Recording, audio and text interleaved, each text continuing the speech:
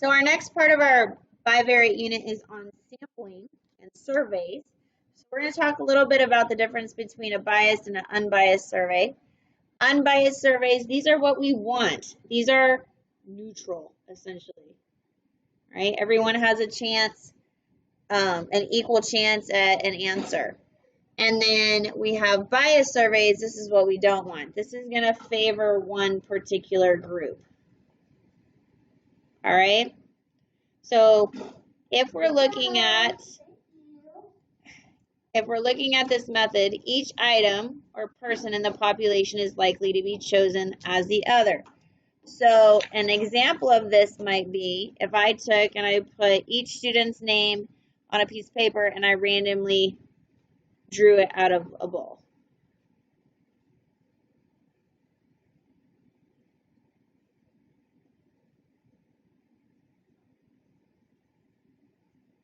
Okay? So everybody has a chance at being drawn. Okay? Items or people are selected according to a time or an interval. So if I said, if I stood outside the cafeteria and I said, and I chose every 10th person,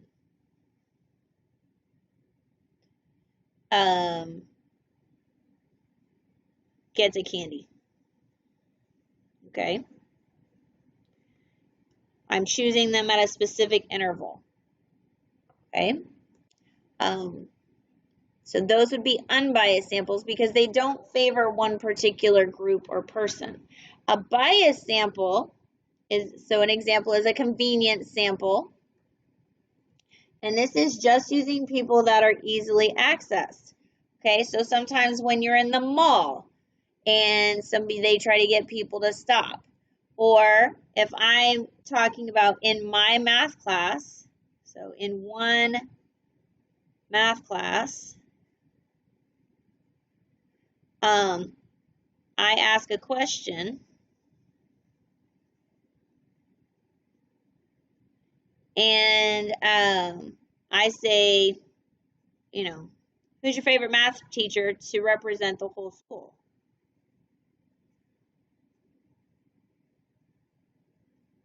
Okay, well, that's going to be biased because if you have me, then you're going to say, well, Mrs. Ray is my favorite math teacher. If you have Mrs. Karpinski, you say she's your favorite math teacher, or Mr. Livingston, or whoever.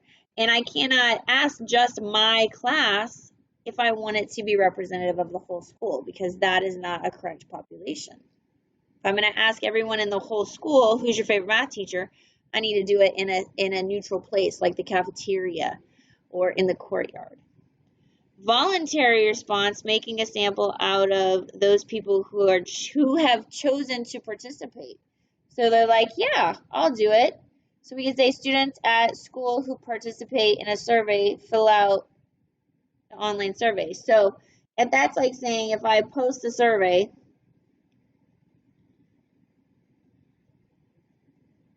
but only those who want to complete it. Okay? It's whoever volunteers to do it. When we're looking at scenarios, these are the questions you need to ask. These are the things that will determine if a survey is valid or not. Who is surveyed?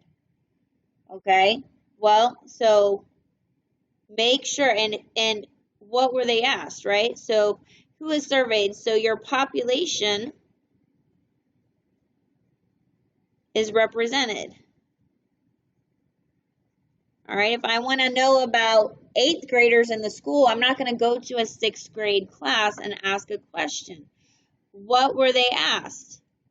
Okay, what kind of sampling method was used? We want to make sure we're using one of these unbiased methods. I forgot to write this down. This is called a simple random sample. And this is called a systematic random sample, right? Because everybody has a chance to be chosen. Okay, so you want to make sure it is one of our unbiased methods.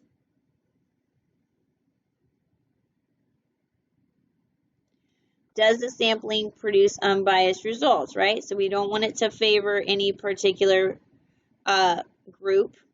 Also back here, what were they asked and where? Okay. If you're asking about, what's your favorite restaurant, you don't want to do that outside Chick-fil-A, right? You would want to do it somewhere where they're not selling food or that's not a particular restaurant. Is the conclusion valid? Okay. And we also need to look at some examples here. Okay. So actually, let's come over here. Let's make a little note. So we need to make sure we are paying attention to our population that is being asked. We need to make sure of the location it is being asked. We need to make sure of the number being asked, right? If we're asking, these are the three keys, right? If we're asking about the whole school population and our school population is about 1,000 kids, we can't just ask 10 people, right? We need to be at about, call it 20 to 25% needs to be representative of the people being asked, okay? So if Zach is trying to decide which 3 golf courses in the area is best, so he randomly surveyed people at a sports store, okay? Well, if you're wanting to talk about golf courses, a sports store is probably a good place to do that. So the location is good. It's a random survey, so we'll go with the number of people being asked is probably good, and the population will probably work. So will this produce valid results? Yes, this would be valid. To find how much money the average American family spends to cool their home, 100 Alaskan families are surveyed. Okay, I'm going to tell you this is not valid. And the reason is the population is not represented. If your sample is Alaskan families, but you're talking about the whole, all American families, this is only one state in the United States. You would need to ask people from every state. To determine whether students at Southern Middle School will attend an art festival, Mrs. Cornett surveys students in the art club. Well, this is not valid either. Because if they're in the art club, chances are they're going to go to an art festival. Well, that's not representative of all of the Southern Middle School population. Okay, so this is going to be that biased sample or a convenience sample.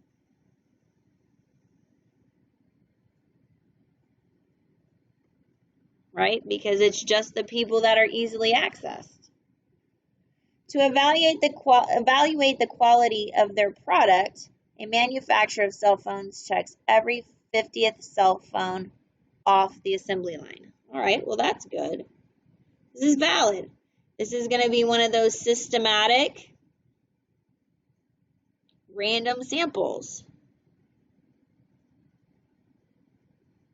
because it's every 50th.